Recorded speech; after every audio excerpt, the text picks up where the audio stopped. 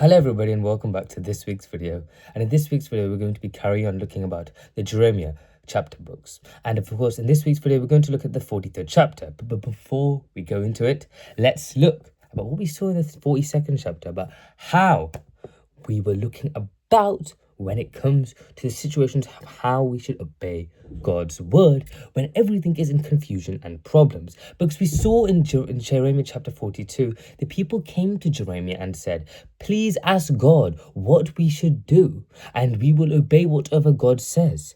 And God answered them clearly and said this through Jeremiah: stay in Judah, you will be safe and blessed, he said. And then he said, if you go to Egypt, you will face the sword, famine, and death from the situations of your escaping and not listening to the Lord. So the people heard this, but we can see the key concept that we looked about in last week's video was the fact that already in the people's hearts, they had already had decided to go to Egypt. And of course, having one thing in your heart and doing something and asking for an opinion to decipher is not the right thing to do in any moment, because it is showing your weakness in faith despite the advice you're being given by the Lord. So that's what we saw in last week's video. And then we carry on and go to Jeremiah 43rd chapter, where it says people reject God's word. After hearing God's message, the leaders proudly said, this is not from God. It's himself, they said. They said Jeremiah is lying. They accused him of being influenced they accused him of being influenced by others. So we can see the simple thoughts here is that they asked for God's will, but when God's will did not match the plan they had, they rejected that plan and completely changed the scenario to support their favor rather than what the truth is in front of them.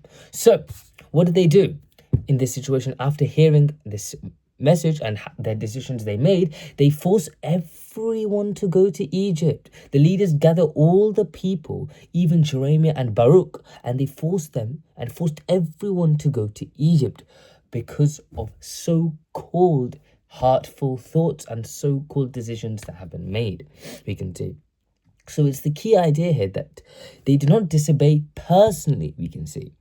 They led others into disobedience. That's the key idea, because they forced everyone into disobedience. One man's thoughts in their hearts has led everyone astray into that destruction that God said would happen if you went to Egypt.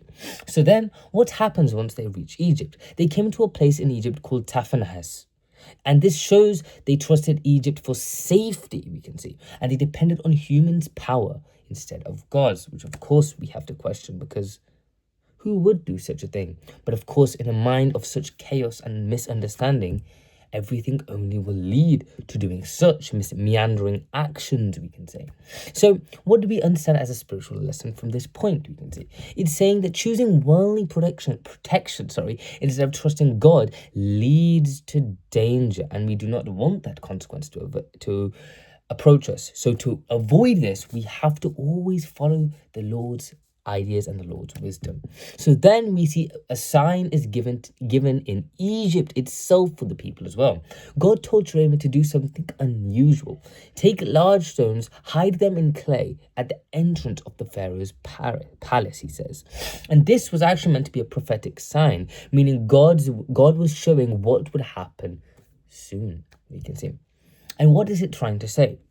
Well, the prophecy of coming judgment is what this prophetic action God told Jeremiah to do. As Jeremiah explained the meaning of his actions, and he said the king of Babylon would come to Egypt. He would set his throne on those very stones Egypt would be defeated upon, we can see.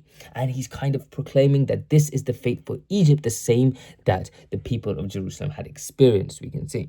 So what does this result in? Some will die by the sword, some will die by famine, and some by disease, as mentioned at the start when they were given the opportunity of understanding through Jeremiah, we can see.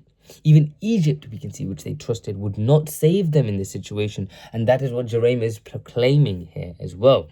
So Egypt's idols will also be destroyed, of course, as well. As God also said, the temples of Egypt will be burned and their idols will be broken, we can see. So everything that contempts against God is being destroyed in its path, we can see, along those who force others into disobedience, being destroyed in the process of famine, death, and swords, we can see. So what do we understand as a closing thought once more? We see that the people thought Egypt will save us. But God showed the very place you trust will become your place of trouble, he says. So the real question for us here is to understand, do we truly follow God's guidance, or only when it agrees with what we already have predetermined in our heart? Because if we follow what's already predetermined, then that is not following the Lord, it's following our own beliefs, and that is only foolishness. We know, as it's mentioned in the Bible, going off your own intuition is the foolish actions of one who does not understand the faith. So that is why we always must evoke that idea in our minds: are we following the Lord's word in these situations? And even if we don't at a certain moment, it's that understanding of coming back that will be appreciated more than carrying on that habit of misdoing. So that's all for this week's video, and we'll carry on looking more about the Jeremiah book and the 44th chapter next week's video. See you then. Bye.